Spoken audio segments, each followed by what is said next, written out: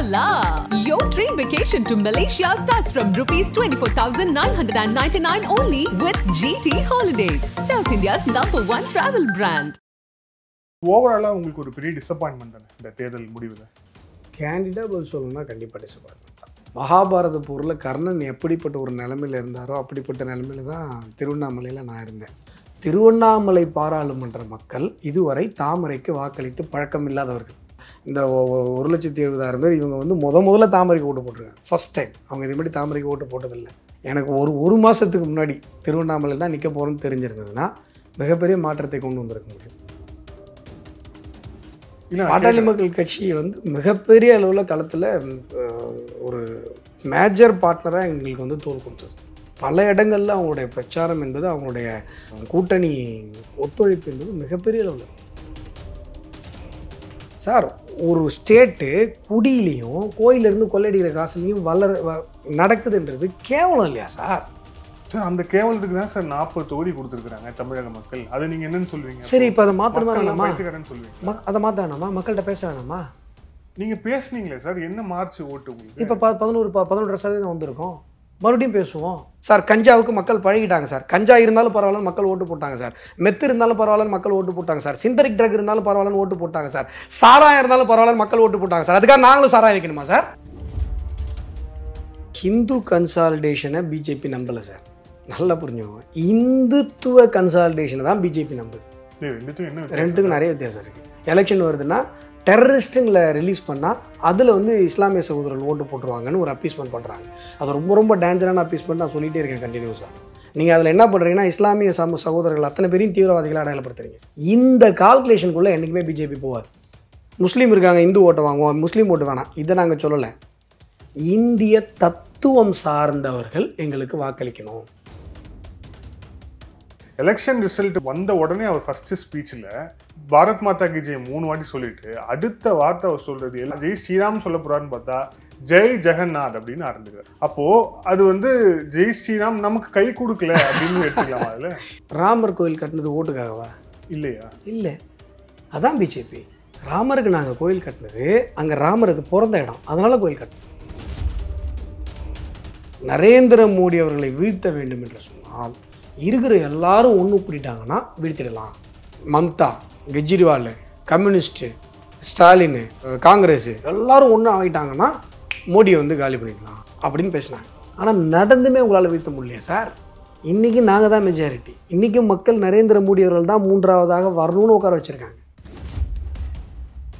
5 ஆண்டுகள் பிரதமர் மோடி அவர் வந்து அந்த ஆட்சியை கடப்பாரா? பிரதமர் மாற்றப்படுவாங்களா அப்படிங்கிற ஒரு கேள்வி. பாஜகவுக்கு வந்து மெஜாரிட்டி இல்லை அப்படிங்கிறதால மன்மோகன் சிங் 10 வருஷம் ஓட்டு வரான், எங்களோட 100 சீட்டு கம்மியாக வச்சுட்டு நரேந்திர மோடி ஓட்டம் என்ன சார்? என்ன சார்? 4வது முறை ஆட்சி அமைக்கும் பொழுது இப்போ 400ன்னு ஃபிக்ஸ் பண்ணார் நரேந்திர மோடிஜி. கூட்டணி என்டிஏவுக்கு 400 சொன்னார். 4வது முறை நரேந்திர மோடி பிரதமர் ஆகும்பொழுது 400 பிஜேபி சீட். ஆதன் தமிழ் நேயர்களுக்கு அன்பு வணக்கம். இந்த சிறப்பு நேர்காணலில் நம்முடன் இணைந்திருக்கிறார் தமிழக பாஜகவின் மாநில செயலாளர் அஸ்வத்தாமன் அவர்கள். வணக்கம் சார். வணக்கம். ஃபர்ஸ்ட் வந்து ஒரு வாழ்த்துக்கள். இது வந்து நீங்கள் வந்து உங்கள் கட்சி 3வது டைம் மத்தியில் ஆட்சிக்கு வர்றதுக்காக இல்லை, நீங்கள் பர்சனலாக திருவண்ணாமலையில் உங்களுடைய பெர்ஃபார்மன்ஸை காமிச்சிருக்கு. குறிப்பாக ஒரு டஃப் ஃபைட், ஒரு டஃப்பான டெரெயின். நீங்கள் வாங்கிய வாக்கு சதவீதம் கிட்டத்தட்ட வந்து 15%. That is not a small number. என்னோட ஒரு பர்சனல் ஒப்பீனியன். அதுக்கு ஃபஸ்ட்டு வாழ்த்துக்கள். பட் இருந்தாலும் கூட ஓவராலாக உங்களுக்கு ஒரு பெரிய டிசப்பாயின்மெண்ட் தானே இந்த தேர்தல் முடிவில்? கேண்டிடாக பதில் சொல்லணும்னா கண்டிப்பாக டிசப்பாயின்மெண்ட் தான். அது வந்து எப்படி அப்படின்னு சொன்னால், ஸ்கூல்லலாம் பார்த்தீங்கன்னா ஃபஸ்ட் ரேங்க் எடுத்துகிட்டு இருக்கிற பசங்க செகண்ட் ரேங்க், எனக்கே அந்த அனுபவம் இருக்குது. நான் சின்ன வயசுலலாம் ஃபஸ்ட் ரேங்க் தான் எடுப்பேன். செகண்ட் ரேங்க் எடுத்துகிட்டா ரொம்ப அப்செட் ஆகிடும். தேர்ட் ரேங்க்லாம் போய்ட்டு அழுதுனேன். நடந்திருக்கு. நான் சொல்கிறது 6ஆம் கிளாஸு 7ஆம் கிளாஸு. அப்போ வந்து பார்த்திங்கன்னா ஜஸ்ட் பாஸ் எடுத்த பசங்க வந்து அவன் வந்து 20, 10, 20, 15 எடுத்தவங்க 35 எடுத்துகிட்டா ரொம்ப சந்தோஷப்படுவாங்க. ஏன்னா பாஸ் பண்ணிட்டோம் அப்படின்னு சொல்லிட்டு. இப்படிப்பட்ட ஒரு சூழ்நிலையை இந்தியா முழுசும் இப்போ பார்க்குறோம். எப்பயுமே மெஜாரிட்டியாக ஜெயிச்சு 2 பீரியடாக மெஜாரிட்டியாக ஜெயித்த ஒரு கட்சி நாம் வந்து 400 அப்படிங்கிற ஒரு ஸ்லாபை வந்து வச்சுருக்கோம். ஸ்லாப் வந்துடும் அப்படின்னு சொல்லி எதிர்பார்க்குறோம். நாங்கள் மட்டும் எதிர்பார்க்கல, எல்லா மீடியாவும் எதிர்பார்த்தது. கார்கே எதிர்பார்த்தார். கார்கே பேசினார், பார்லிமெண்ட்டில் பேசினார், நீங்கள் 400க்கு மேலே ஜெயிச்சிருவீங்க அப்படின்னு பேசினார். எல்லாருமே எதிர்பார்த்தாங்க. ஒரு சில இடங்களில் ஒரு சில காரணங்களால், மாற்ற முடிகிற காரணங்களால், சீட்டு கொஞ்சம் கம்மியானதுனால எதிர்பார்த்த ஃபர்ஸ்ட் ரேங்க் வரல. அதனால் ஒரு அப்செட் கண்டிப்பாக இருக்குது.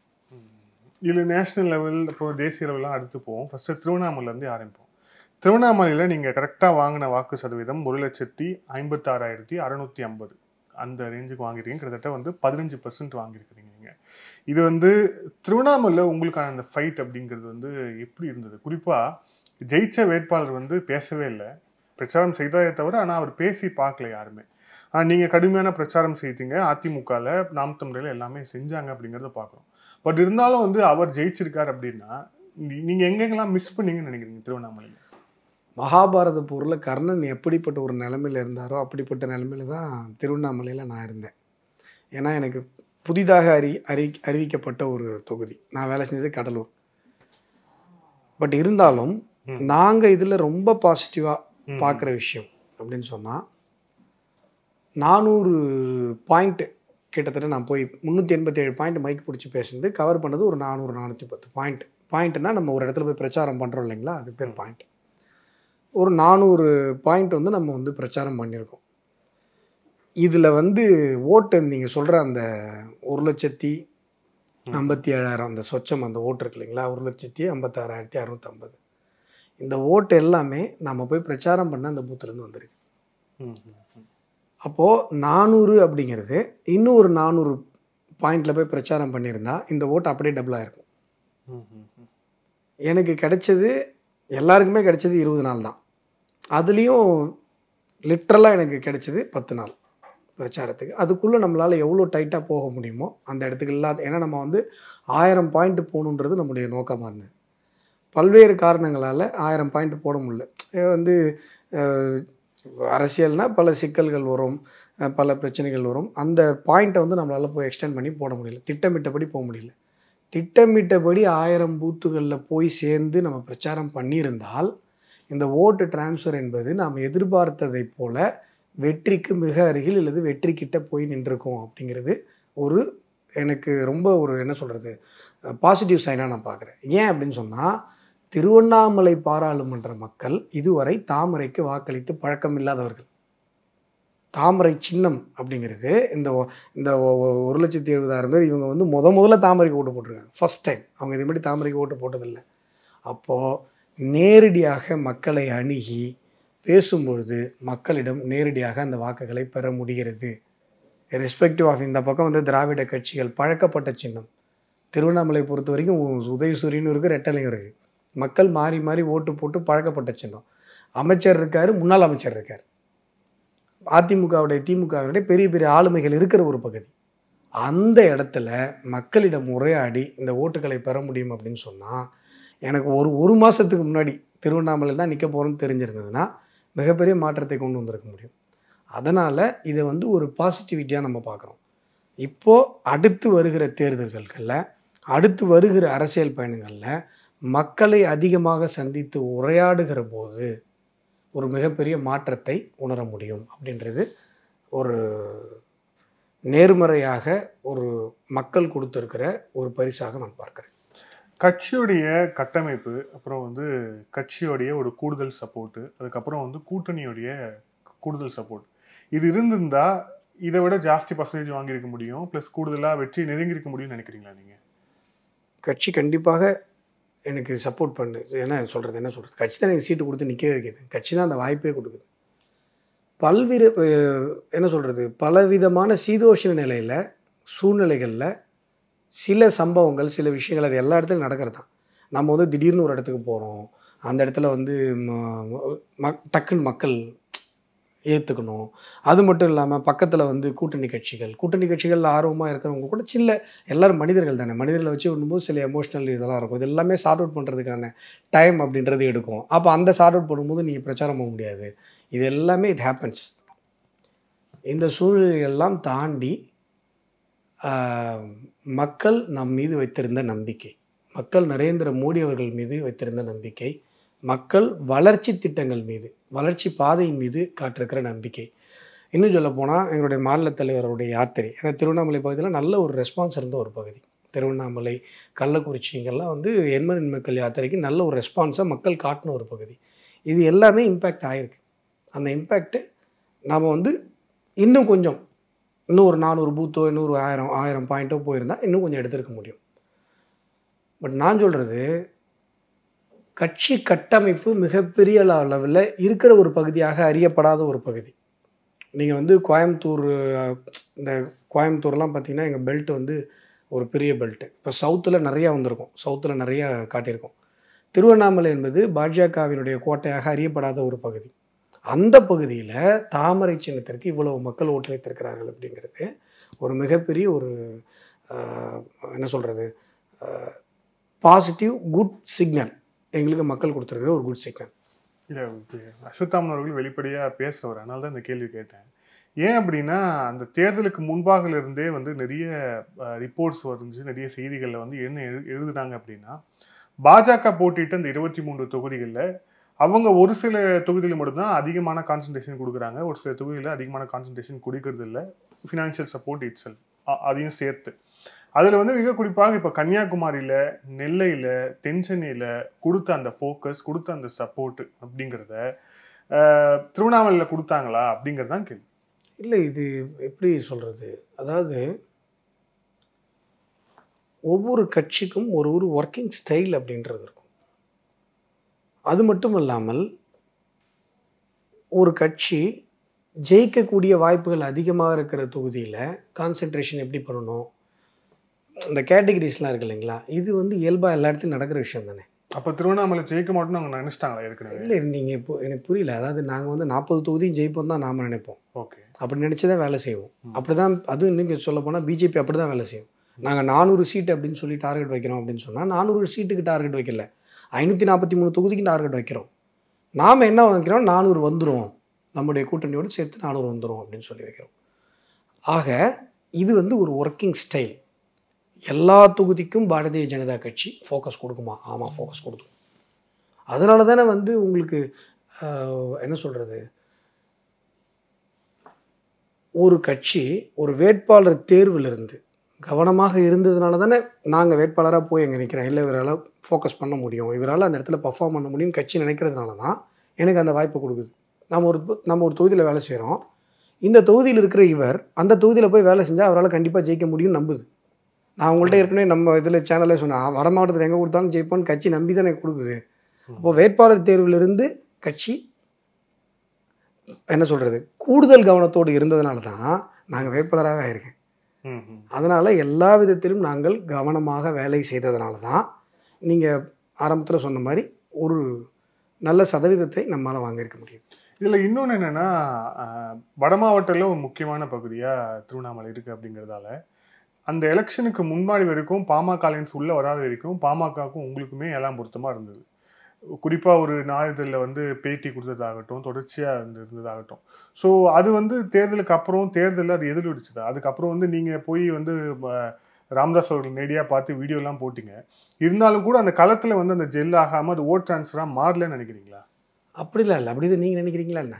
இல்லை, பாட்டாளி மக்கள் கட்சி வந்து மிகப்பெரிய அளவில் களத்தில் ஒரு மேஜர் பார்ட்னராக எங்களுக்கு வந்து தோல் கொடுத்தது.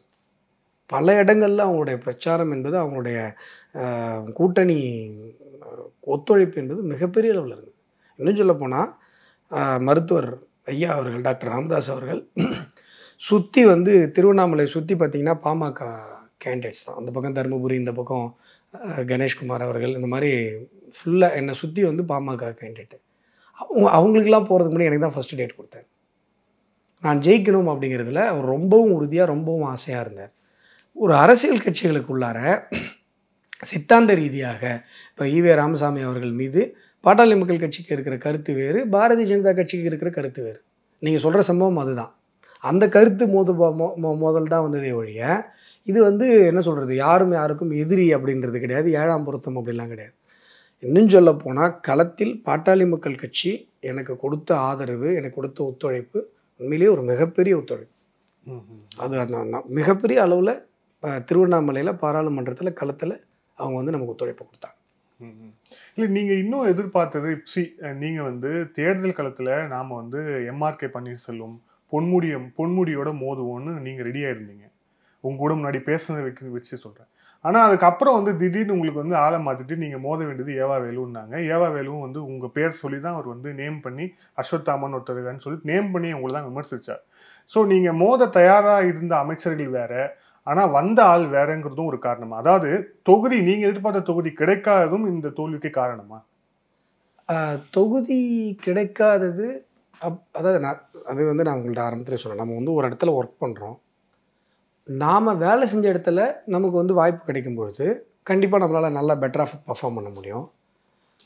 நான் தான் சொன்னேன், ஒரு மாதத்துக்கு முன்னாடி திருவண்ணாமலை என்று தெரிந்திருந்தால் நம்ம இன்னும் பல வேலைகளை உள்ளே போய் பார்த்துருக்க முடியும். இதெல்லாம் வெளிப்படையாக தெரிகிற விஷயம். ஆனால் அரசியலை பொறுத்தவரை, குறிப்பாக அஸ்வத்தாமனுடைய அரசியலை பொறுத்தவரை, யாரோடு மோதுகிறோம் அப்படிங்கிறது என்னுடைய அரசியல் கிடையாது. என் கடலூர்லேயே நான் ஒர்க் பண்ண பேட்டர்ன் பார்த்தீங்கன்னா, டிஆர்வி ரமேஷ் அவர்கள் சிட்டிங் எம்பியாக போன தடவை எம்பியாக இருந்தவர் ஒரு மர்டர் பண்ணிடுறார். அவரை வந்து நான் சட்ட போராட்டம் நடத்தி, இன்னும் சொல்ல போனால் லேபர் கமிஷனில் போய் போராடி அவரை வந்து ஜெயிலுக்கு அனுப்புகிறேன். அவரை ஜெயிலுக்கு அனுப்பணுன்றது நோக்கம் இல்லை. இறந்து போன தொழிலாளி இருக்கார்ல கோவிந்தராஜ், அவருக்கு நியாயம் கிடைப்பதுன்னு தான் என்னுடைய நோக்கம். நான் மக்களுக்கு பணி செய்வது தான் என்னுடைய நோக்கமாக இருக்கேன். தடையாக இருக்கிற திமுக அட்டாக் பண்ண வேண்டியிருந்தால் அட்டாக் பண்ணுறோம். எங்களுடைய நோக்கம் மக்களுக்கு சேவை செய்வது. அங்கே என்னுடைய அரசியல் பாதை எப்படி இருந்தது அப்படின்னு பார்த்தீங்கன்னா, கடலூர் வந்து பாண்டிச்சேரி ட்ரெயின் ட்ராக் அதை கொண்டு வந்தேன். அது வந்து இங்கே திருவண்ணாமலையில் இம்பேக்ட் ஆச்சு எனக்கு. அந்த விஷயம் திருவண்ணாமலையில் மக்களால் பேசப்பட்டது. அப்போது மக்கள் சேவை என்பது தான் நம்முடைய அரசியலே ஒழிய, இவங்களை எதிர்க்கிறோம், இவங்களை எதிர்த்து இது பண்ணுறோம் அப்படின்றது நம்முடைய அரசியல் கிடையாது. இதில் கூட நாம் வந்து வாக்குறுதியில் சொல்கிறேன், திருவண்ணாமலைக்கு ஏர்போர்ட் கொண்டு வருவோம் அப்படின்னு சொல்கிறேன். இது வந்து ஏதோ ஒரு என்ன சொல்கிறது, அந்த தேனாரும் பாலாரும் ஓடும் ரொம்ப எக்ஸாக்ரேஷனாக ஒரு வாக்குறுதி கொடுப்பாங்க. அந்த மாதிரி வாக்குறுதி இல்லை. திருவண்ணாமலைக்கு ஏர்போர்ட்டு தேவைப்படுது. ஏன்னா அது வந்து ஒரு ஸ்பிரிச்சுவல் பிளேஸு. உலகத்தின் பல மூலைகளிலிருந்தும் பக்தர்கள் அங்கே வராங்க. நான் வந்து தமிழ் மாநாட்டுக்காக மொரிஷியஸ் போயிருந்தப்போ அங்கே ஒரு தமிழரை சந்தித்தேன். அங்கே வந்து பார்த்திங்கன்னா இப்போ தான் ஒரு 20 வருடமாக தான் பாடத்திட்டத்தில் தமிழ் இருக்குது. அதுக்கு முன்னாடி இல்லை. பலருக்கும் வந்து பார்த்திங்கன்னா தமிழர்கள் அப்படின்ற ஒரு தமிழர்கள் தான், ஆனால் தமிழ் பேசவே தெரியாது. பெயரில் மட்டும் தமிழ் இருக்கும். இந்த பழக்கடைக்காரர் பேர் அருணாச்சலம். பார்த்தாங்க அண்ணாமலையார் உண்ணாமலையார் படம் இருக்குது. அவர்கிட்ட கேட்குறேன், இந்த மாதிரி அவருக்கு ஒரு வாரத்தை கூட தமிழ் தெரியல. ஆனால் அவர் தமிழர் என்பதை அவர் உணர்ந்திருக்கிறார். தமிழுக்குமான தொடர்பு அவருடைய ஆன்மீகம். அவர் சொல்கிறார், வருஷத்துக்கு ஒரு தடவை நான் வந்து அண்ணாமலையார் கோயிலுக்கு கிரிவலம் வருவேன். அதுதான் இந்தியாவுக்கும் எனக்குமான தொடர்பு, தமிழ்நாட்டுக்கு எனக்குமான தொடர்பு.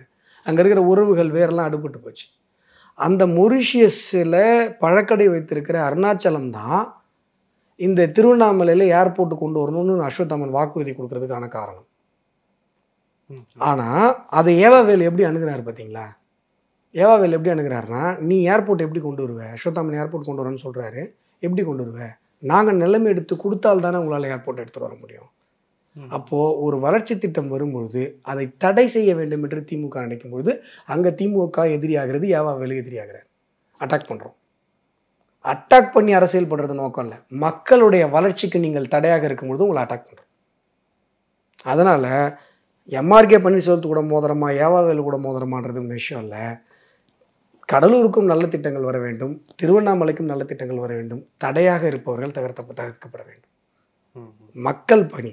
இன்றைக்குமே சமூக வலைதளத்தில் என்ன அஸ்வத்தாமா ஏர்போர்ட்டுக்கு இடம் பார்த்துட்டியா அப்படின்னு தான் கலாய்க்கிறாங்க. நான் அது கூட பதில் சொன்னேன், நீ இப்பயும் சொல்கிறேன், நான் கண்டிப்பாக ஏர்போர்ட் அங்கே கொண்டு வருவேன். ஏன்னா அங்கே ஏர்போர்ட் தேவை. உதான் திட்டத்தில் ஏர்போர்ட் கொண்டு வருவதற்கான அத்தனை கூறுகளும் திருவண்ணாமலையில் சாதகமாக இருக்கிறது. இவ்வளோ ஏன் சார் வேலூருக்கு வந்து நரேந்திர மோடி அவர்கள் பிரச்சாரம் பண்ணுறாரு. அந்த மேடையில் நாங்கள் இருக்கோம். எங்களுக்காகவும் திருவண்ணாமலைக்காகவும் சரி, பாட்டாளி மக்கள் கட்சி அவங்க சௌமியா அன்புமணி இருந்தாங்க, பாலு இருந்தாங்க, கணேஷ்குமார் இருந்தாங்க, எல்லாருக்கும் அவர் வந்து பிரச்சாரம் பண்ணுறார். இடம் வேலூர், ஏசி சண்முகம் அவருடைய தொகுதி. அப்போ நரேந்திர மோடி அவர்கள் சொல்கிறார், வேலூருக்கு வந்து ஏர்போர்ட் கொடுக்கணும் அப்படின்னு சொல்லி ஏர்போர்ட் கொடுப்பேன்னு சொல்கிறார். அப்போது வேலூருக்கு ஏர்போர்ட் கொடுக்கணும்னு நரேந்திர மோடி சொல்கிறாரு. நான் அப்போ வந்து அவருக்கு ஒரு ப்ரப்போசல் ரெடி பண்ணி வச்சேன். வேலூரில் திருவண்ணாமலைக்கு ஏர்போர்ட் கொடுத்தா திருவண்ணாமலைக்கும் வேலூருக்கும் ஒரு 40 மினிட்ஸ் தான் டிஃப்ரெண்ட்டு. பட் வேலூரை விட திருவண்ணாமலை ரொம்ப காம்படிட்டாக இருக்கும். எதுக்கு? ஏர்போர்ட் கொண்டு வரதுக்கு உதான் திட்டத்தில். ஏன்னா இது வந்து ஸ்பிரிச்சுவல் பிளேஸு, இங்கே உலகத்தின் பல மூலைகளிலிருந்தும் பக்தர்கள் வருவதற்கான வாய்ப்பு இருக்கிறது. இதுதான் சார் வளர்ச்சி அரசியல். மக்களுக்காக யோசிக்கிறோம். என்னுடைய பிரைம் மினிஸ்டர் சொல்கிறார் வேலூருக்கு ஏர்போர்ட்டுன்னு, ஆனால் நான் யோசிக்கிறது திருவண்ணாமலைக்கு வந்தால் தான் காம்பிடண்ட்டாக இருக்கும் அப்படின்னு சொல்லி. இது வளர்ச்சிக்கான அரசியல். இப்பயும் சொல்கிறேன், திருவண்ணாமலைக்கு ஏர்போர்ட் வரும். ஸோ தொடர்ச்சியாக திருவண்ணாமலை தான் கண்டிப்பாக கொண்டு வருவோம். இப்போ ஓவராலாக நம்ம இப்போ தமிழ்நாடு இதுக்கு போவோம். தொடர்ச்சியாக வந்து நீங்கள் சொல்லிட்டு இருந்த ஒரு விஷயம், தமிழகத்தில் வந்து பெரும்பாலான நிறைய இடங்களை நாங்கள் வந்து ஜெயிப்போம், அதே மாதிரி வந்து பெருவாரியான ஒரு வாக்கு சதவீதமும் நாங்கள் ஜாஸ்தியாக உயர்த்துவோம். உங்கள் மாநில தலைவர் சொல்லியிருந்தால் 25% வருவோம் அப்படின்ட்டு. ஆனால் ரிசல்ட்டில் அது எதிரொலிக்கல. குறிப்பாக உங்கள் மாநில தலைவரே வந்து தோல்வி அடைஞ்சிருக்காரு அப்படிங்கிறத பார்க்குறோம். இந்த அளவுக்கான ஒரு பின்னடைவு ஏற்படும் அப்படின்னு நினச்சிங்களா? குறிப்பாக இந்த பின்னடைவுக்கு கூட்டணி இல்லாத ஒரு முக்கியமான காரணம். நேற்று எங்கள் தலைவருடைய ப்ரெஸ் மீட் பார்த்துருப்பீங்க. இந்த விஷயங்கள்லாம் அவர் வந்து தெளிவாக அனலைஸ் பண்ணி பதில் கொடுத்துருந்தார். நீங்கள் வந்து ஒரு தேர்தல் முடிவு வந்ததற்கு பிறகு அதில் வந்து ஒரு பின்னடைவு இருக்கிறது, இல்லை எதிர்பார்த்த வெற்றி வரவில்லை, எதிர்பார்த்த வாக்கு சதவீதம் வரவில்லை அப்படின்னு சொல்லும்பொழுது கண்டிப்பாக உங்களால் ஒரு 4-5 காரணங்களை அடுக்கி சொல்ல முடியும். ஆனால் நாம் எதை நோக்கி போகிறோம் அப்படிங்கிறது நமக்கான அரசியல். நாம் தமிழகத்தில் இன்றைக்கு எல்லோரும் சொல்கிறாங்க, எங்கள் கட்சிக்காரங்களாம் சந்தோஷமாக சொல்கிறாங்க என்கிட்ட, நம்ம வந்து 3வது பெரிய கட்சி என்கிற ஒரு இடத்தை நம்ம அடைஞ்சிட்டோம், இனிமேல் யாருமே அதை சந்தேகிக்க முடியாது, கிட்டத்தட்ட 11.5% நம்மளுடைய வாக்கு வந்துருச்சு, அப்போ வந்து நம்ம 3வது பெரிய கட்சின்னு அன்டிஸ்பியூட்டடாக வந்துட்டோம். இது எதனால் நடந்திருக்கு அப்படின்னு சொன்னால் இந்த திராவிட கட்சிகளோட கூட்டணி இல்லை அப்படிங்கிறதுனால வந்திருக்கு. ஆனால் நான் மீண்டும் சொல்லுகிறேன், 3வது பெரிய கட்சி 2வது பெரிய கட்சி இந்த போட்டியில் பாஜக இல்லை. நாங்கள் தமிழகத்தினுடைய முதல் பெரிய கட்சி என்கிற போட்டியில் இருந்து கொண்டிருக்கிறோம். எங்களுடைய நோக்கம் திராவிட கட்சிகளால் இந்த மக்களுக்கு நன்மை செய்ய முடியவில்லை. இந்த மக்களுக்கு நன்மை செய்ய முடியும் என்று சொன்னால் அது இந்திய தத்துவம், இந்துத்துவம், பாரதிய ஜனதா கட்சி, வளர்ச்சி சார்ந்த ஒரு அரசியல், மக்களை பிரித்தாளாத, மக்களை மத ரீதியாக பிரிக்காமல் எல்லோருக்கும் எல்லாமும் கிடைக்கணுன்ற உண்மையான ஒரு நோக்கத்தோடு செயல்படுகிற பாரதிய ஜனதா கட்சினால் மட்டும்தான் அது சாத்தியம் என்பதை நாங்கள் மக்கள் முடிவிக்கிறோம். இதுக்கு எங்களுடைய 10 வருஷ ஆட்சியை உதாரணமாக காட்டுறோம். எல்லோருக்குமான ஒரு அரசாக இது இருந்து கொண்டிருக்கிறது. இன்னைக்கு சார் இல்லை சார், ஆனால் விமர்சனம் வைக்கிறவங்க என்ன சொல்கிறாங்க, நீங்கள் 23 தொகுதியில் போட்டுக்கிட்டீங்க அப்படின்னா எக்ஸிட் போல்ஸ்லேயே வந்து நீங்கள் குறைஞ்சது ஒரு 5 தொகுதி வந்து ஜெயிப்பீங்கன்னு சொல்லியிருந்தாங்க. ஆனால் வந்து இப்போ ரிசல்ட் படி பார்த்தோம் அப்படின்னா அந்த மாதிரியான ஒரு நிலை இல்லை அப்படிங்கிற, ஒரு சீட்டு கூட ஜெயிக்க முடியல அப்படிங்கிற போது நீங்கள் எப்படி வந்து நாங்கள் வந்து முதல் இடத்துக்கான போட்டியில் இருக்கோம்னு நீங்கள் சொல்ல முடியும்? எக்ஸிட் போல்ஸில் எப்படி 5 தொகுதின்னு சொன்னாங்க? அது தவறு ஆயிடுச்சு இல்லை? எதிர்பார்ப்பு மொமெண்டம், அந்த எதிர்பார்ப்பு தான் எங்களுடைய எதிர்பார்ப்போம். ஏன்னா நாங்கள் இந்த மண்ணில் இருக்கிற ஒன்றும் இல்லை சார் ஒரு ஸ்டேட்டு குடியிலையும் கோயிலிருந்து கொள்ளையடிக்கிற காசுலையும் நடக்குதுன்றது கேவலம் இல்லையா சார்?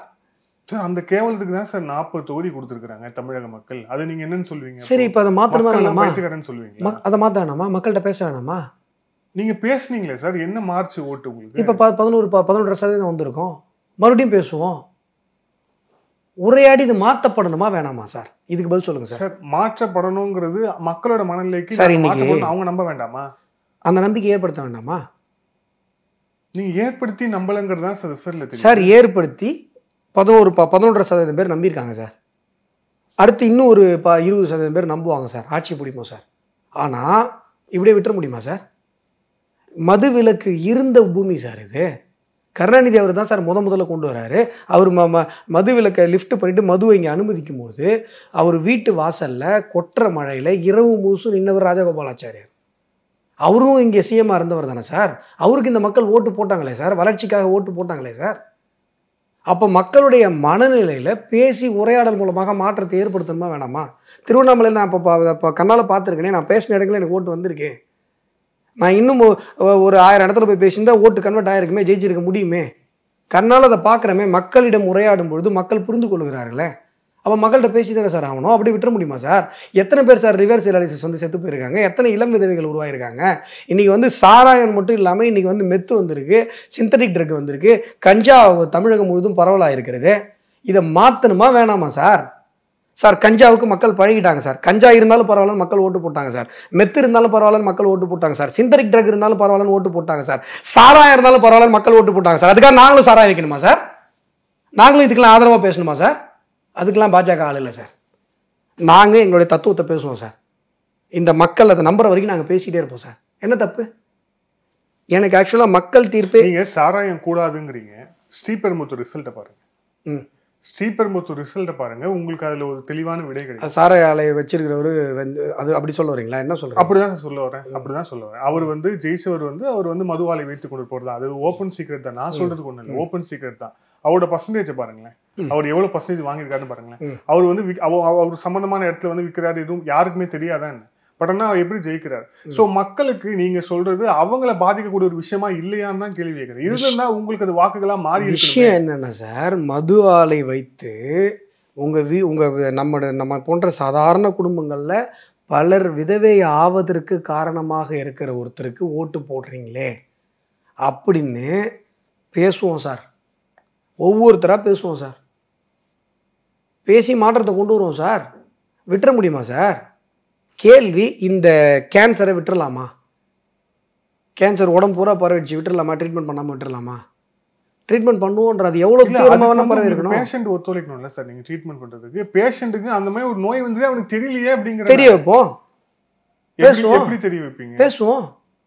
நீங்கள் பேசுனீங்களே சார் இவ்வளோ நாள் பேசி சார். அதனால தான் சார் சொல்கிறேன், பேசி 11% கன்வெர்ட் பண்ணியிருக்கோம். மறுபடியும் பேசுவோம். விட்டுற முடியாதே. இப்போ எங்கள் அரசியல் என்ன? வெறும் எதையாவது சொல்லி மக்கள்கிட்ட ஓட்டு வாங்கி ஏமாற்றி ஜெயிக்கிறதா எங்கள் அரசியல்? சார் 1 லட்ச ரூபா தருவேன்னா சார் காங்கிரஸ்காரன் 2 லட்ச ரூபா தருவோன்னு எங்களுக்கு சொல்ல தெரியாதா? யோசிச்சு பாருங்க. அதுக்கு தானே சார் ஓட்டு போட்டிருக்காங்க காங்கிரஸுக்கு. 1 லட்ச ரூபா சொல்றது ஏமாத்துதோ இல்லையோ, ஆனால் அதுக்கு ஓட்டு போட்டிருக்காங்களா? அதுதான் சார் சொல்கிறேன்.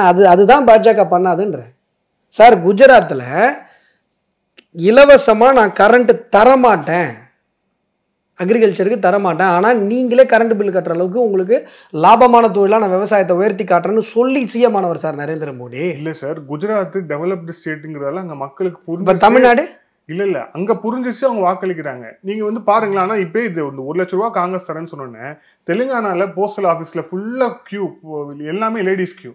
ஆட்சி வந்துடும், நம்ம 1 லட்ச ரூபா வரும், பேங்க் அக்கௌண்ட் ஓப்பன் பண்ணுவோம்னு சொல்லிட்டு. இப்போ இதை நீங்கள் எப்படி பார்ப்பீங்க? அதுதான் சார் சொல்கிறேன். இப்போ இது மாறணும்ல. இது மாறலன்னா டெமோக்ரஸியே கேள்விக்குறி ஆகிடுமே. இதை மாற்றுறதுக்கு யாராவது ஒருத்தவங்க போராடி தானே ஆகணும். சுதந்திர போராட்டத்துக்கு முன்னாடி பாலகங்காதர திலகர் உள்ளே வந்து சுதந்திரம் அடையணும்னு பேசும்போது, சுதந்திரம் எங்களுடைய பிறப்புரிமைன்னு பேசும்போது சூழ்நிலை எப்படி சார் இருந்திருக்கும்? கண்டிப்பாக. ஏன்பா வெள்ளைக்காரன் பிரிட்டிஷ் உலகம் முழுசும் அவன் தான் ஆட்சி பண்ணிகிட்டு இருக்கான். இந்த உலகமே அவனுடைய ஆட்சியில் தான் இருக்குது. இந்தியாவில் எப்படி நமக்கு சுதந்திரம் கிடைக்கும்? அவன் இல்லைன்னா நமக்கு என்ன கிடைக்கும்னு இதே மாதிரி இப்போ ஈவே ராமசாமி மாதிரி எத்தனை பேர் பேசியிருப்பாங்க? முயற்சி எடுத்ததுனால தான் நடந்தது. பிரச்சனை இது தப்பா இல்லையா? இந்த தப்பு சரி செய்யப்படணுமா வேணாமா? ஒரு அரசு, ஒரு பொருளாதாரம் வளர்ந்து கொண்டிருக்கிற வளருகிற ஒரு மாநிலம்னு சொல்கிற ஒரு மாநிலம், இவ்வளோ பேர் கடுமையாக உழைக்கிற ஒரு மாநிலம், பண்பாடு கலாச்சார ரீதியாக ஒரு மிகப்பெரிய பின்புலம் கொண்ட உலகத்தினுடைய முதல் அணையை கட்டிய தமிழ் சமூகங்கள் வாழ்கிற ஒரு மாநிலம், அரசாங்கம் சாராயம் விற்று அந்த காசில் நடக்குது அப்படிங்கிறது தமிழ் சமூகத்திற்கான அவமானம்.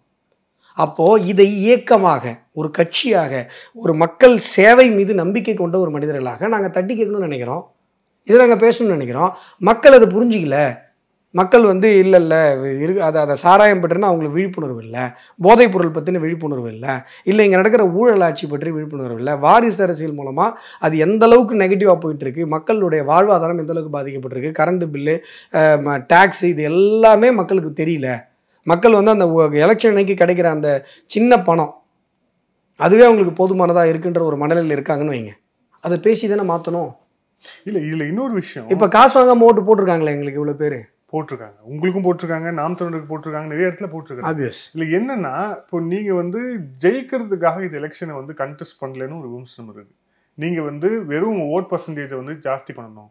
ஒருவேளை காங்கிரஸ் வந்து இப்போ காங்கிரஸோட ஸ்ட்ராட்டஜி தமிழ்நாட்டில் என்ன, நாங்கள் ஜெயிச்சாகணும், எங்களுக்கு ஒரு 9 MP உள்ளே இருக்கணும். அப்போ என்ன பண்ணணும்? திமுக கூட கூட்டணி இருக்கணும், ஒரு வலிமையான கூட்டணி இருக்கணும். அது அவங்களோட ஸ்ட்ராட்டஜி.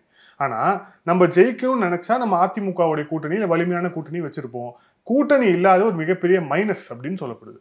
சார் தான் சார் சொல்கிறேன். நீங்கள் ஒரு ஆஃப்டர் ஒரு ஒரு ஒரு ஒரு ஸ்டெப்பை ஒரு விஷயம் யோசிச்சு பண்ணுறோம் சார். பின்னாடி ஒன்று வரும்போது அதற்கான காரணங்கள் கண்டிப்பாக 4-5 காரணங்கள் இருக்கும் சார். இப்போது உதாரணத்திற்கு பாஜகவினுடைய கோர் பிளேசஸ் இருக்குல்ல, உத்தரப்பிரதேஷ், இங்கெல்லாம் வந்து ஃபுல் ஸ்வீப் வரணும் நியாயமாக. ஒரு சில காரணங்களால் சில கம்யூனல் மேட்ரிக்ஸு சில விஷயங்களில் சரியாக கவனம் கொடுத்தா அதெல்லாம் ஈஸியாக கவனம் கொடுத்து சரி பண்ண முடியும். ஒன்றும் சரி செய்ய முடியாத பிரச்சனைகள் கிடையாது. அதெல்லாம் இல்லாதனால இப்போ உத்தரப்பிரதேசத்துலாம் கொஞ்சம் கம்மியாகிடுச்சு. எதிர்பார்த்த அளவுக்கு வரல. மகாராஷ்டிராவில் எதிர்பார்த்த அளவுக்கு வரல. பிஜேபியுடைய கோர் பிளேசஸ் இருக்குது பார்த்தீங்களா, அங்கெல்லாம் வராததுனால நீங்கள் இதை பேசுகிறீங்க. அங்கே வந்திருந்து நாங்கள் வழக்கம் போல் 303க்கு மேலே இல்லை 340க்கு மேலே வந்திருந்தோம். அதே போன தடவை 303 நாங்கள் மட்டும் ஜெயிச்சது. அதே 303 வந்திருந்தா கூட நீங்கள் இதை பேச மாட்டீங்க. இல்ல நான் இப்போ ஆல் இந்தியா சினாரியோக்கே போகல. நான் தமிழகம் சொல்றேன். இப்போ இல்ல தமிழகம் அது நடந்திருந்தா ஆர்பி உதயகுமார் சொல்றாரு, அண்ணாமலை அவர்களுடைய வாய் கொழுப்பு தான் இதுக்கு காரணம். அவர் அந்த மாதிரி பேசுனதால தான் இந்த கூட்டணி உடைந்தது முக்கியமான காரணமே. கிட்டத்தட்ட எல்லாருமே வந்து பாயிண்ட் அவுட் பண்றது உங்க மாநில தலைவர் அண்ணாமலையை தான். இந்த கூட்டணி உடைந்தது நினைச்சு அவங்க வருத்தப்பட்டு பேசுறாங்க. அப்படியா? கேட்ட கேள்வி பதில் சொல்றாங்க. கூட்டணி இருந்ததுன்னா நீங்க ஜெயிச்சிருவீங்க. ஒண்ணுமே இல்லை சார். பிளஸ் மைனஸ் அரித்மெட்டிக் படி பார்த்தா 2 கூட்டணி ஒன்னா இருந்தா 17 சீட்ல வந்து இந்த கூட்டணி வென்றிருக்குங்கிறது ஜஸ்ட் ஒரு பிளஸ் மைனஸ் அரித்மெட்டிக் கணக்கு, அவ்வளவுதான். சோ அப்படி இருக்கும்போது அப்ப லாஸ் பண்ணது யாரு? கூட்டணியா உடச்சிட்டு வந்து நீங்க தானே. அதுக்கு முக்கியமான காரணமாக அண்ணாமலை அப்படிங்கிற ஒரு மனிதர், அவர் மேல திமுகவுக்கு எவ்வளவு வன்மம் எவ்வளவு வெறுப்பு இருந்தா அவரை வந்து ஹேண்டிலே பண்ண முடியல அப்படின்ற மாதிரி ஒரு ஃபீல் இருந்தால் மட்டும்தான் சார் இது நடக்கும். நடு ரோட்டில் ஒரு ஆடை எடுத்துகிட்டு வந்து அவருடைய புகைப்படத்தை மாட்டி அந்த ஆடுடைய தலையை வெட்டுறாங்க சார். அதை வீடியோ பண்ணுறாங்க சார். இது வந்து ஜஸ்ட் லைக் தட்டு ஒருத்தனை பண்ண மாட்டாங்க. என்னால் ஹேண்டில் பண்ணவே முடியலன்னும் போது தான் இதை பண்ணுவாங்க. அவ்வளவு வெறுப்பு, அந்த டெமான்ஸ்ட்ரேஷனில் அவ்வளோ பெரிய வெறுப்பை காட்டுற அளவுக்கு இவர் இம்பேக்ட் கிரியேட் பண்ணியிருக்காரே சார். திமுகவை அந்த அளவுக்கு டிஸ்டர்ப் பண்ணியிருக்காரு. அதை நீங்கள் பாசிட்டிவாக பார்க்கலையா? நீங்கள் சொல்கிறீங்களே மற்ற கட்சிகள், அவங்க திமுகவை அந்த அளவுக்கு டிஸ்டர்ப் பண்ணலையே சார். திமுகங்கிற ஒரு தீய சக்தி அது தமிழ்நாட்டில் மிகப்பெரிய அட்ராசிட்டிஸ்லாம் பண்ணிகிட்டு இருக்காங்க சார். மக்களை ஏமாற்றி ஓட்டு வாங்கினாங்க, வாங்கலை, காசு கொடுத்தாங்க, சாராயத்தில் ஓட்டு இதெல்லாம் வேறு விஷயம் சார். டைரெக்டாக எடுங்க. கரண்ட் பில்லு இவ்வளோ தூரம் அதிகமாக வரும், நியாயமாக தப்பா? போதைப் பொருள் நியாயமாக தப்பா? அதை பேசுகிறோம். அவங்க பண்ற ஊழல பேசுறோம். அந்த மனுஷன் டிஸ்டர்ப் பண்ணிருக்காரே. இல்ல டிஸ்டர்ப் பண்றது முக்கியமா, அவங்க வந்து டிஸ்டர்ப் பண்றது முக்கியமா, ஜெயிக்கிறது முக்கியமா. அஸ்வத்தாமன் அவர்கள் தனிப்பட்ட முறையில் டிஸ்டர்ப் பண்ணிட்டே தான் இருந்தாரு, டிஸ்டர்ப் பண்ணிட்டே தான் இருக்காரு.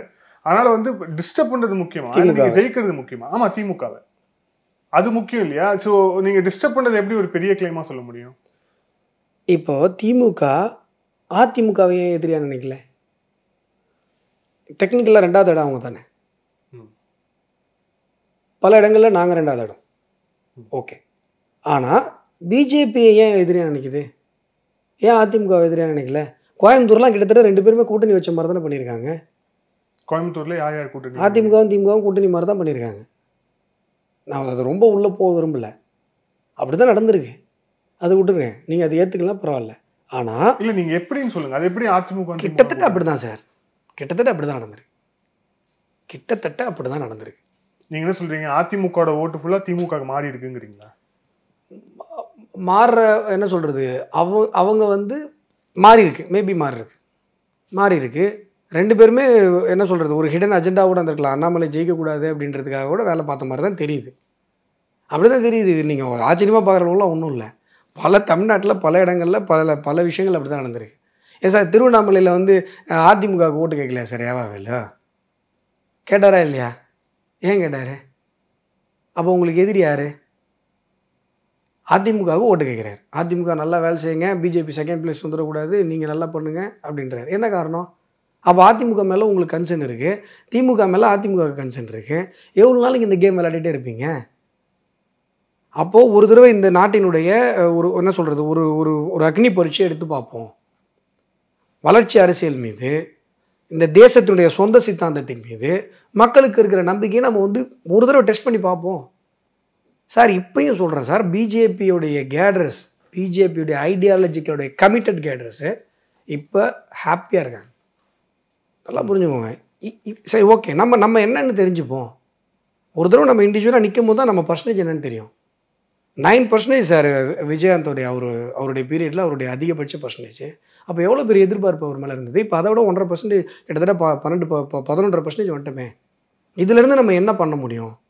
அப்போது இந்திய தத்துவத்திற்காக கமிட்டடாக இங்கே நடக்கிற இந்த அப்பீஸ்மெண்ட் பாலிடிக்ஸ்க்கு எதிராக, இங்கே நடக்கிற இந்த ஃபாரின் ஐடியாலஜிஸ்க்கு எதிராக கமிட்டட் ஓட்டர்ஸ் இங்கே வந்து 12% தான் எங்களுக்கு கிடச்சிருக்காங்கல்ல.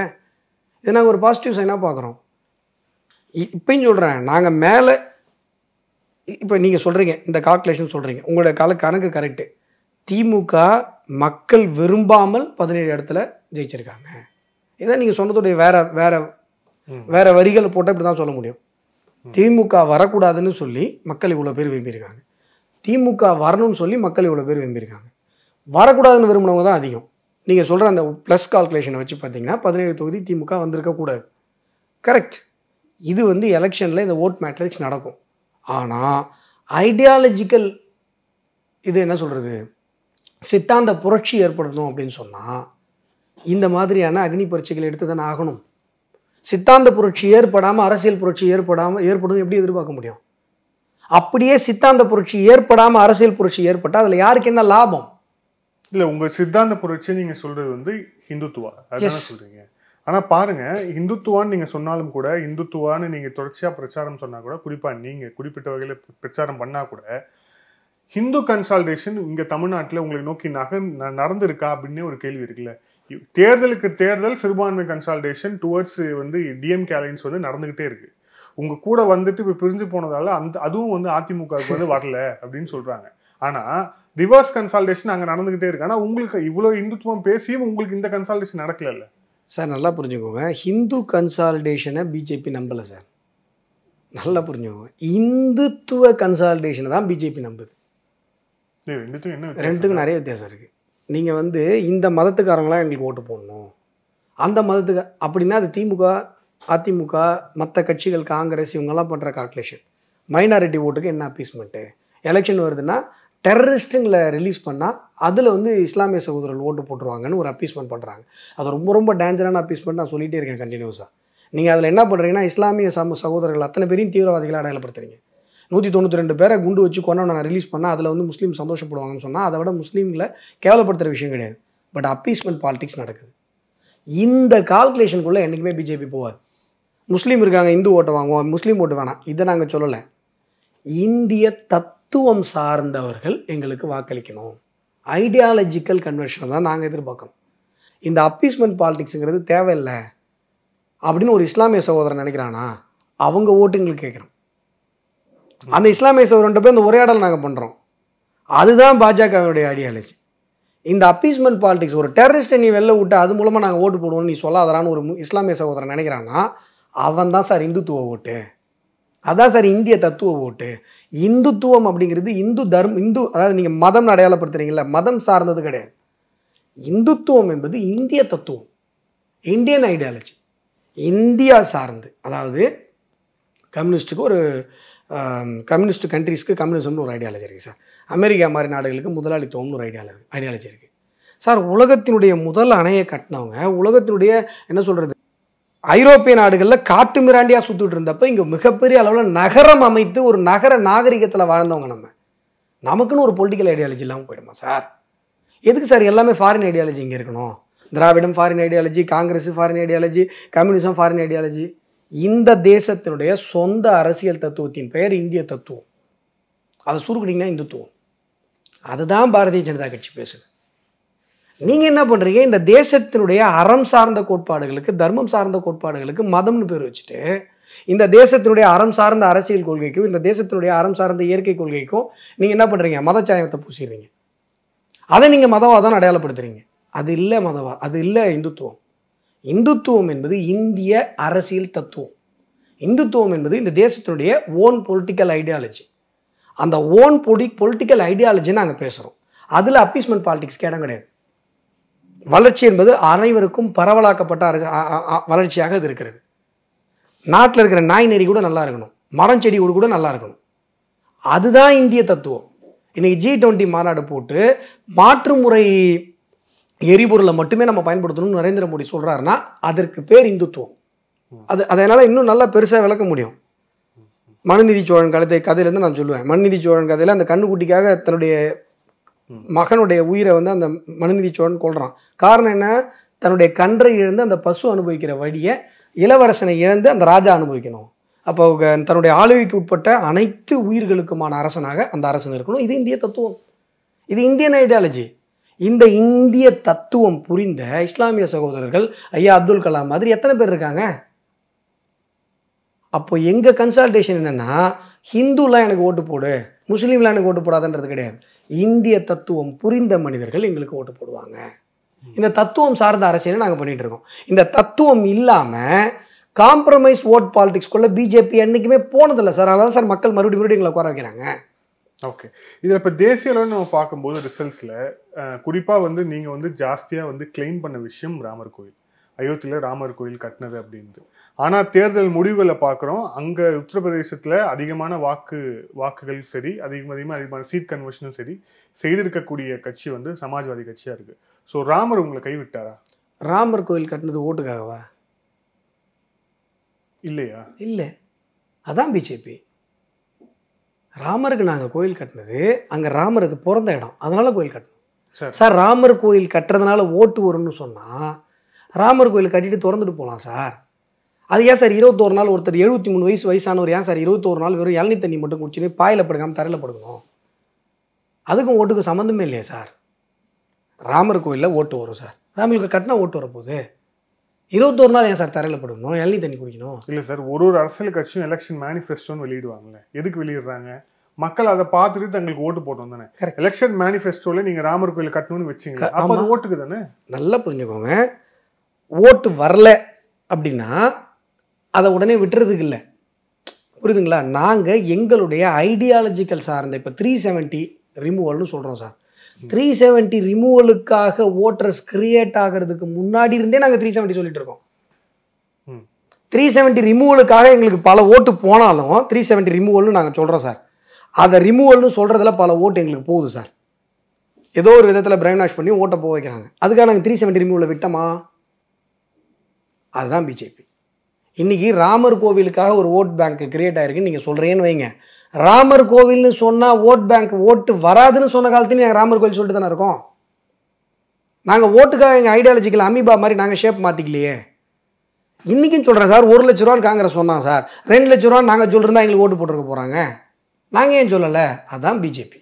இல்லை, ஒரு எலெக்ஷன் ஸ்பீச்சில் அந்த ஸ்பீச்லேயும் வந்து பிரைம் மினிஸ்டர் வந்து பாரத் மாதா கி ஜெய் சொல்லி முடிச்சதுக்கப்புறம் ஜெய் ஸ்ரீராம் சொல்லதுக்கப்புறம் தான் அவர் பிரச்சாரத்தை ஆரம்பிப்பார்.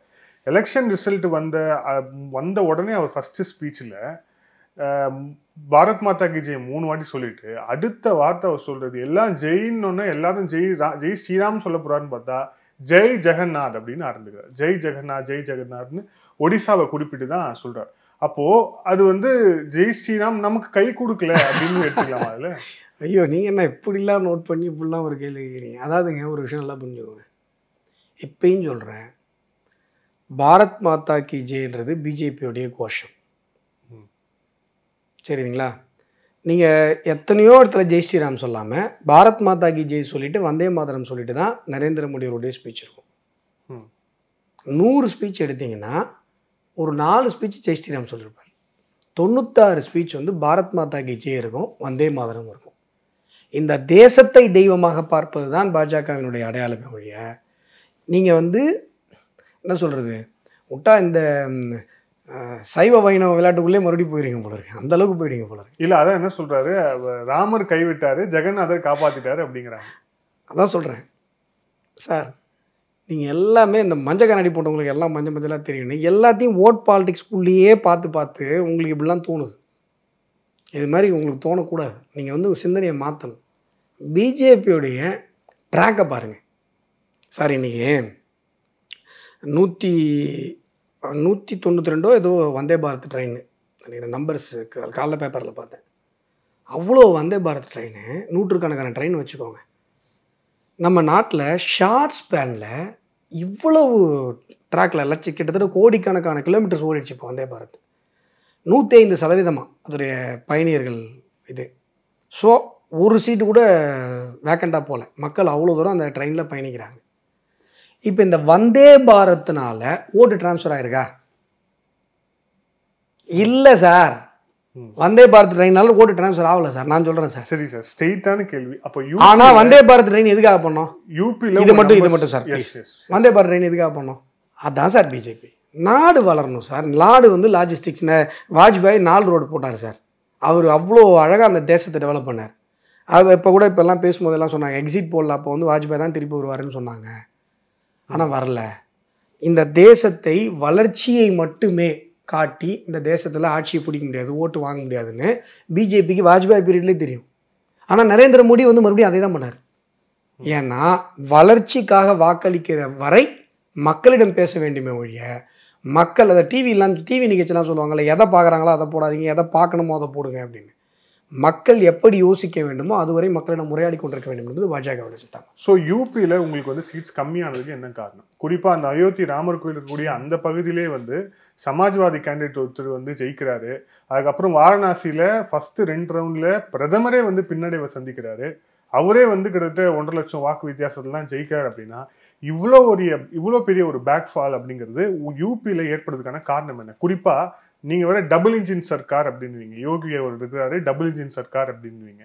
ஸோ அங்கே டபுள் இன்ஜின் சர்க்கார் உங்களுக்கு அங்கே வேலை செய்யலையா? அப்போ சார் டெவலப்மெண்ட்டு, உத்தரப்பிரதேசத்தில் வந்த டெவலப்மெண்ட் அப்படிங்கிறது உலகத்திலே நீங்கள் எங்கேயும் பார்க்க முடியாது. நான் இதை மறுபடியும் சொல்லிட்டு இருக்கேன். அது வந்து சமூக வலைதளத்தில் கூட திருப்பி அதை வந்து பயங்கரமாக ட்ரோல்லாம் பண்ணுறாங்க. ஆனால் உண்மையிலே நீங்கள் அறிவை அப்ளை பண்ணி பார்த்தீங்கன்னா உங்களுக்கு இந்த விஷயம் புரியும். இப்போ வந்து ஒரு வளர்ந்த ஒரு மாநிலத்தை அடுத்த லெவலுக்கு எடுத்துகிட்டு போகிறதுன்றது கொஞ்சம் சுலபமான காரியம். ஆனால் உத்தரப்பிரதேசம் மிக நீண்ட நாட்களாக வளர்ச்சியே பார்க்காத ஒரு பகுதி. 25 கோடி பேர் மக்கள் தொகை கொண்ட, அதாவது உலகத்தினுடைய பல தேசங்களில் நீங்கள் ஒரு 7-8 ஆஸ்திரேலியா வரும் மக்கள் தொகை அளவில் பார்த்தீங்கன்னா பல மடங்கு உலகத்தினுடைய பல தேசத்தினுடைய மக்கள் தொகையை ஒப்பிடும்பொழுது உத்தரப்பிரதேசத்தினுடைய மக்கள் தொகை பல மடங்கு நீங்கள் பெருக்கி போட்டால் தான் வரும்.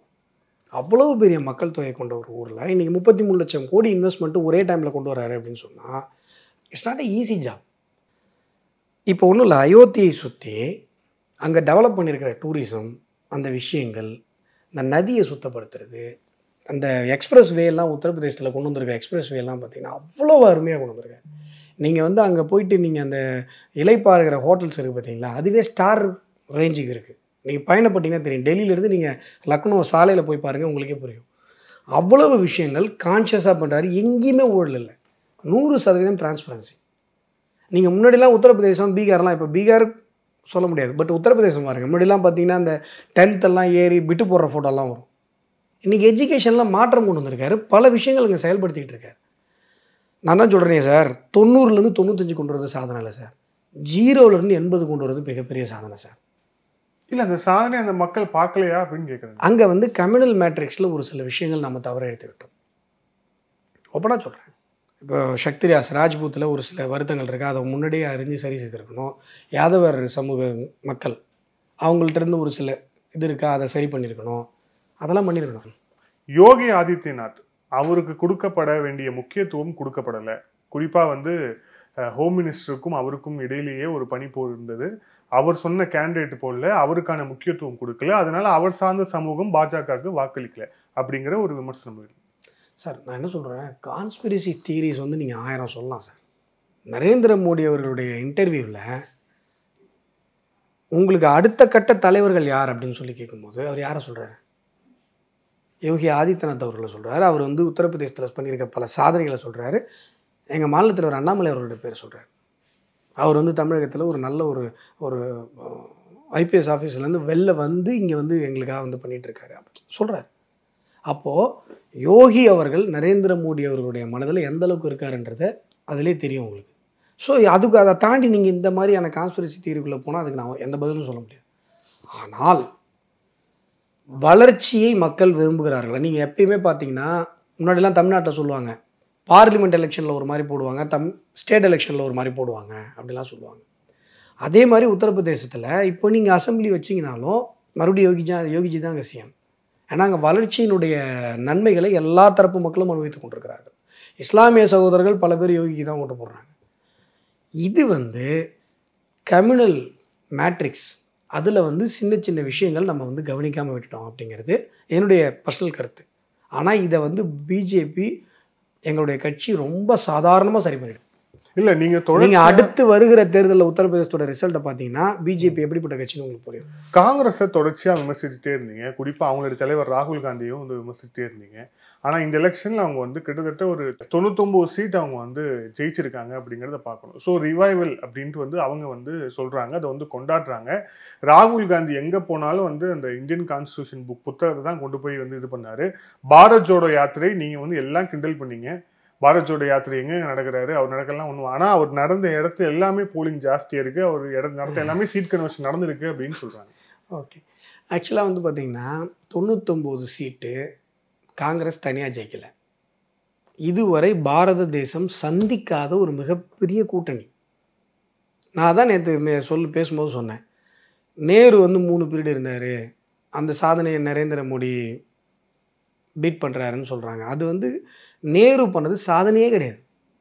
ஏன்னா ஃபஸ்ட்டு டைம் அவர் பிஎம் ஆனது எலெக்ஷனில் இல்லை, 2வது 3வது பண்ணது தான் எலெக்ஷன். கரெக்டு தானே நான் சொல்கிறது? 2வது 3வது கூட எதிர்கட்சியே இல்லை, ஒரே கட்சி தான். இப்போ கம்யூனிஸ்ட் சீனா மாதிரி ஒரே கட்சி தான் இருந்தது. இப்போ காங்கிரஸ் மட்டும்தான் இருந்தது. அவர் காங்கிரஸுடைய லீடராக ஆர்கானிக்காக வந்தார். ஆனால் இன்றைக்கி நீங்கள் சொல்கிற அந்த 99 சீட்டில் எத்தனை கட்சியோட ஓட்டு இருக்குது சார்? நீங்கள் வந்து சார் உங்களுக்கு ஞாபகம் இருக்கான்னு தெரில, இந்த எலெக்ஷன் இந்த சீன்லாம் ஆரம்பிக்கும் போது, இந்த எலெக்ஷன் மூடு ஆரம்பிக்கும் போது ஒரு டாக் இருந்தது சார். இந்த சோகால்டு ஆக்டிவிஸ்ட்டு பத்திரிகாரங்களாம் கூடி ஒரு விஷயம் பேசினாங்க. நரேந்திர மோடி அவர்களை வீழ்த்த வேண்டும் என்று சொன்னால் இருக்கிற எல்லாரும் ஒன்று கூட்டிட்டாங்கன்னா வீழ்த்திடலாம், அது ஒரு பெரிய மேஜிக் நடந்துடும். மம்தா, கெஜ்ரிவால், கம்யூனிஸ்ட்டு, ஸ்டாலின், காங்கிரஸ் எல்லாரும் ஒன்று ஆகிட்டாங்கன்னா மோடியை வந்து காலி பண்ணிடலாம். ஆனால் அது நடக்கவே நடக்காது அப்படின்னு பேசினாங்க. ஆனால் நடந்துமே உங்களால் வீழ்த்த முடியலையா சார்? நடந்துமே உங்களால் வீழ்த்த முடியல. இன்றைக்கி நாங்கள் தான் மெஜாரிட்டி.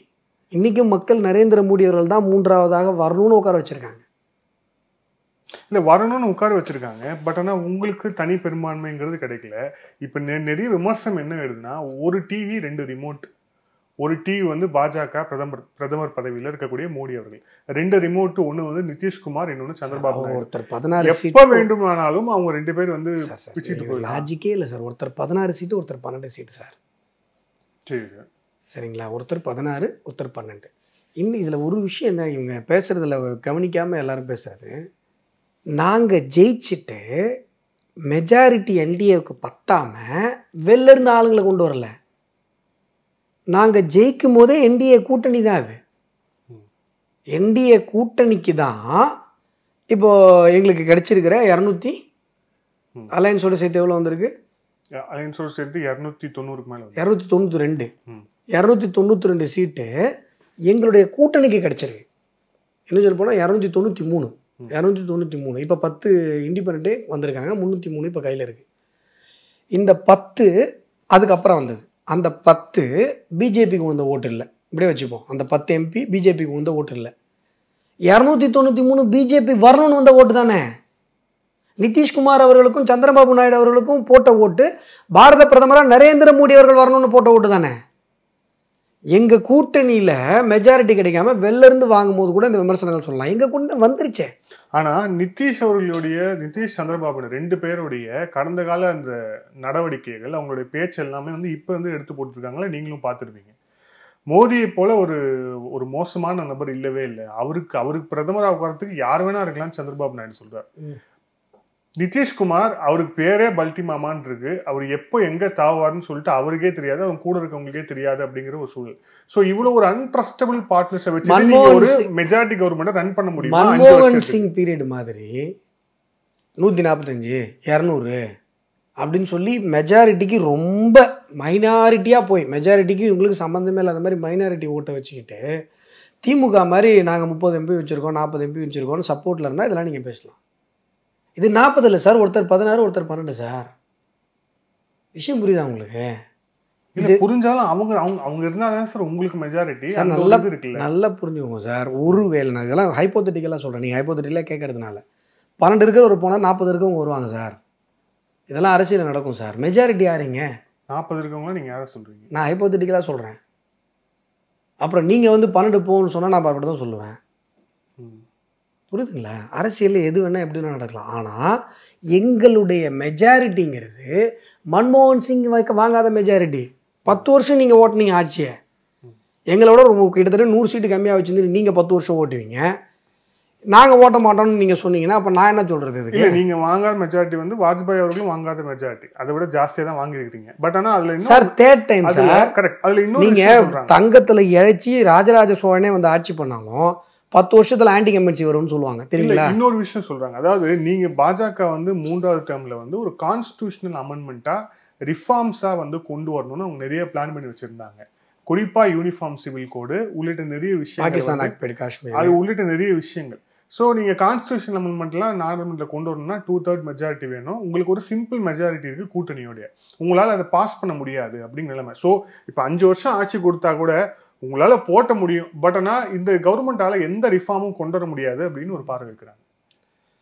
இது நீங்கள் நினச்சதுக்கு எதிரானது இல்லையா? அது கண்டிப்பாக அந்த கவலை வந்து எனக்கே கூட இருக்குது. ஏன்னா நம்ம 400 வந்திருக்கணுமே, ஏன் வரல, சின்ன சின்ன விஷயங்கள் நம்ம இன்னும் கூட சரி பண்ணியிருக்கலாம் அப்படின்றது கண்டிப்பாக இருக்குது. ஆனால் ஃபஸ்ட் டைம் நாங்கள் ஜெயித்தோம்ல சார் 2014 மிகப்பெரிய மெஜாரிட்டியில். அப்போ ராகுல் ஒரு விஷயம் சொன்னார், ஏனுங்க இந்த நாட்டையே நீங்கள் ஆட்சி பண்ண ஒரு கட்சி இன்றைக்கி 44 எம்பியில் சுருங்கிட்டீங்களே அப்படின்னு சொல்லி. 44 எம்பி நீங்கள் சாதாரணமாக நினைக்காதீங்க, பார்லிமெண்ட்டில் வந்து பாருங்கள் நாங்கள் என்ன பண்ணுறோம் அப்படின்னு சொன்னார். சொன்ன மாதிரியே பார்லிமெண்ட் செஷனை நடக்கவே விட மாட்டாங்க. 40 இருந்தப்பையும் சரி, 52 இருந்தப்பையும் சரி கரெக்டாக பண்ணுவாங்க, கத்துவாங்க. இங்கே நீங்கள் இங்கேருந்து 40 பேர் போகிறாங்க பாருங்கள், 39+1, இதுங்க கரெக்டாக பண்ணுவாங்க, வெளில வருவாங்க. ஒவ்வொரு தடவையும் இல்லாத ஒரு பிரச்சனை எடுத்துகிட்டு வருவாங்க. இந்த 10 வருஷத்துல நாங்கள் மெஜாரிட்டியாக 303 சீட்டு பிஜேபி மட்டும் வச்சுருந்த லாஸ்ட் 5 இயர்ஸ்லேயே இந்த 80 எம்பிக்கள் என்ன பண்ணாங்கன்னு பாருங்கள். இந்த 90 எம்பிக்கள் என்ன பண்ணாங்க? ஒவ்வொரு தடையும் ஒரு பிரச்சனையை கொண்டு வருவாங்க சார். அந்த பார்லிமெண்ட் செஷன் முடிஞ்ச உடனே அந்த பிரச்சனையை பற்றி பேச மாட்டாங்க. அந்த அத்தானியை பற்றி ஒரு தடவை வந்து ஃபாரின் ஹிண்டன்பர்க் பத்திரிக்கை ஒன்று எழுதிச்சுன்னு சொல்லி ஒரு பார்லிமெண்ட் செஷனே நடக்கக்கூடாத பண்ணானுங்க. அதுக்கப்புறம் பார்த்தா அதை பற்றி பேசவே இல்லை. இன்றைக்கி கோர்ட்டே சொல்லிடுச்சு அது வந்து எந்த பிரச்சனையுமே இல்லை அப்படின்னு சொல்லிட்டு. ஒவ்வொரு தடவையும் பிரச்சனைகள் பார்லிமெண்ட் செஷன் அப்போ ஃபேப்ரிகேட் பண்ணப்படும். If it is a real problem, அந்த ப்ராப்ளத்தை நீங்கள் வந்து பார்லிமெண்ட் செஷனுக்கு அப்புறமும் பேசுவீங்க. நல்லா கவனிச்சு பாருங்கள், அந்த பிரச்சனையை அப்படியே மூடி வச்சுருவாங்க. செஷன் அப்போ மட்டும் தான் பேசுவாங்க. அப்போது இங்கே கேள்வி மக்கள் யோசிக்க வேண்டியது, மக்கள் மன்றத்தில் நம்ம கொண்டு போய் வைக்க வேண்டியது, ஏன் சார் நீங்கள் ஓட்டு போட்டு எம்பியாக ஒருத்தனை கொண்டு வர்றது அங்கே நடக்கிற ஆக்கப்பூர்வமான விஷயங்களை தடுக்கிறதா சார்? சார் ஒரு கவர்மெண்ட் இருக்குது, அந்த கவர்மெண்ட்டை நாங்கள் நல்ல திட்டங்களை கொண்டு வர விட மாட்டோம், பெரிய பெரிய மாற்றங்களை நாங்கள் கொண்டு வர மாட்டோம், வளர்ச்சி திட்டங்கள் ஏதாவது ஒரு பெரிய சட்டங்கள் கொண்டு வரணும்னா அவங்களுக்கு நாங்கள் வந்து தடையாக இருப்போம். அதுக்காக சார் மக்கள் உங்களை அனுப்புகிறாங்க. நீங்கள் வந்து இப்போ 38 பேர் இருந்தாங்க சார் 5 வருஷமாக, ஏதாவது உருப்படியாக பண்ணாங்கன்னு சொல்லுங்கள் பார்ப்போம். இப்போ போகிற 39 பேர் ஏதாவது உருப்படியாக பண்ணுவாங்கன்னு சொல்லுங்கள் பார்ப்போம். இந்த மீம்ஸில் போடுற மாதிரி போய் கேண்டீனில் போய் முந்திரி பக்கோடா சாப்பிடுவாங்க, ரேட்டு கம்மி, அங்கே போய் நல்லா சாப்பிட்டு வருவாங்க. வேறு என்ன இங்கே உங்களால் என்ன யூஸ் இந்த மக்களுக்கு?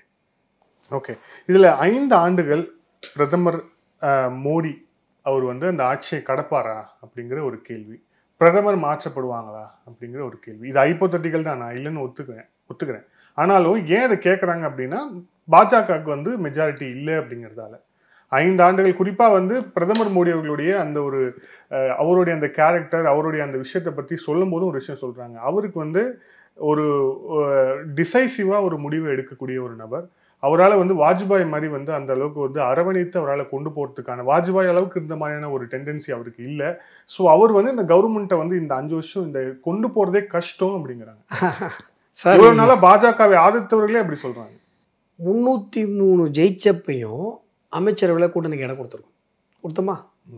அப்புறம் 303 ஜெயிச்சா எந்த கட்சியாவது கூட்டணி கட்சிக்காரங்களுக்கு அமைச்சரவையில் இடம் கொடுக்குமா? ஆனால் ஒரு ப்ளம் போர்ட்ஃபோலியோஸ்லாம் இல்லைல்ல உங்களுக்கு. That is different. எங்கள் எம்ஓஎஸ் கூட கொடுக்கணும்னு எங்களுக்கு அவசியம் இல்லையே. அவசியம் இல்லையே சார். 303 சார், மெஜாரிட்டி 272, நாங்கள் வச்சுருக்கிறது 303. எதுக்கு நாங்கள் கூட்டணி கொடுக்கணும்? ஏன் மோடி கொடுத்தாரு? அப்படிப்பட்டவரை நீங்கள் டெசிசிவ் இன்க்ளூசிவ் இல்லைன்னா எப்படி சார்? கொடுத்தாரே சார், மெக்னானிமிட்டி சார், கொடுத்துருக்காரு 10 வருஷமாக கொடுத்துருக்காரு. தட் ஸோ 5 ஆண்டுகள் மோடி அவர்கள் தான் பிரதமர் சார். 5 ஆண்டுகள் நரேந்திர மோடி அவர்கள் இருப்பாரா, இல்லை வந்து 5 வருஷம் ஓட்டுருவீங்களா? இது எல்லாமே பேய் கதை சார், இதெல்லாம் கேள்வி இல்லை. மன்மோகன் சிங் 10 வருஷம் ஓட்டுவாராம், எங்களோட 100 சீட்டு கம்மியாக வச்சுட்டு நரேந்திர மோடி ஓட்டம் என்ன சார் இப்போயே எங்களுடைய மெஜாரிட்டி என்ன சார்? நாங்கள் மெஜாரிட்டிக்கு கிட்டத்தில் இருக்கோம். எங்களுக்கு குறையிறது 20-25 குறையுது, அவ்வளோதான். எங்களை போய்ட்டு என்னன்னா நீங்கள் என்ன வச்சுருக்கீங்க? இத்தனை வருஷமாக இந்த நாட்டை ஆண்ட கட்சி, இத்தனை கூட்டணி. சார், ஒரே ஒரு மனுஷனை எதிர்த்து எல்லாரும் பேசுனாங்க சார், எல்லாரும் திட்டினாங்க சார். ஆனால் எல்லாரும் ஒன்று கூடுனாங்க சார். இப்போது 3வது பீரியடில் நீங்கள் அதை எல்லாரும் விட்டுட்டாங்க சார். இந்த எல்லாரும் ஒன்று கூடுறதே பெரிய மிராக்கல்னு பேசிகிட்டு இருந்தாங்க எல்லாம். மோடியை பிடிக்காதவங்களாம் என்ன சொன்னாங்கன்னா, இந்த ராகுல், ஸ்டாலின், மம்தா, கெஜ்ரிவால் இவங்கெல்லாம் ஒன்றா கூட்டிட்டாங்கன்னா மோடியை காலி பண்ணிடலாம், இவங்களாம் ஒன்றா கூட மாட்டாங்க, நடக்கவே நடக்காதுன்னாங்க. நீங்கள் நடக்கவே நடக்காதுன்னு சொன்னது நடந்தும் நரேந்திர மோடியை ஒன்றும் பண்ண முடியல சார். அப்போ மக்கள் யார் பக்கம் இருக்காங்க? ஒன்றுமே பண்ண முடியல. அவரை நீங்கள் எந்த இதுவுமே பண்ண முடியல. நாங்கள் ஸ்லாப் பெருசாக வச்சோம். நாங்கள் 400ன்றது பெரிய ஸ்லாப் வச்சோம். எங்களுடைய என்ன சொல்கிறது, லட்சியம் உயர்ந்த லட்சியமாக இருந்தது. ஆனால் இப்பயும் சொல்கிறேன், எழுதி வச்சுக்கோங்க, சின்ன சின்ன விஷயங்கள் கவனிக்காமல் விட்டோம். இப்போயும் எங்கள் டொமைன் இருக்குல்ல, எங்கள் டொமைனில் நாங்கள் வந்து சின்ன சின்ன விஷயங்கள் நாங்கள் சீட்டு குறைஞ்சிட்டோம், கோட்டை விட்டோம். அதெல்லாம் என்ன சொல்கிறது, வித்தின் டே நாங்கள் சரி பண்ணிப்போம். ஆனால் நாங்கள் கால் பதிக்காத பல இடங்களை நாங்கள் கால் பதிச்சிருக்கோம். கேரளாவில் நாங்கள் எங்கள் அக்கௌண்ட்டை தொடங்கிட்டோம். நாங்கள் வந்து ஆந்திராவில் அக்கௌண்ட்டை தொடங்கிட்டோம். இதில் வந்து தமிழ்நாட்டில் எங்களுடைய பர்சன்டேஜ் நாங்கள் அதிகம் பண்ணிட்டோம். ஒடிசாவில் ஆட்சியை பிடிச்சிட்டோம் சார். நாங்கள் கால் பதிக்காத பல இடங்களில் நாங்கள் கால் பதிச்சிட்டோம். ஆல்ரெடி எங்கள் டொமைனாக எங்களுடைய டெரிட்டரியாக இருந்த இடத்துல ஒரு சின்ன ஒரு கேப், சின்ன ஒரு விஷயத்தை நாங்கள் விட்டுட்டோம். அதை நாங்கள் எப்படி சரி பண்ணணும்னு எங்களுக்கு தெரியும். ஆனால் எங்களுடைய டெரிட்டரி ஆல்ரெடி விரிவுபடுத்தப்பட்டிருக்கிறது. 4வது முறை ஆட்சி அமைக்கும் பொழுது இப்போ 400ன்னு ஃபிக்ஸ் பண்ணார் நரேந்திர மோடிஜி. கூட்டணி என்டிஏவுக்கு 400 சொன்னார். 4வது முறை நரேந்திர மோடி பிரதமர் ஆகும்பொழுது 400 பிஜேபி சீட் இருக்கும். நன்றி சார். பல்வேறு கேள்வி. Thank you sir. Thank you so much.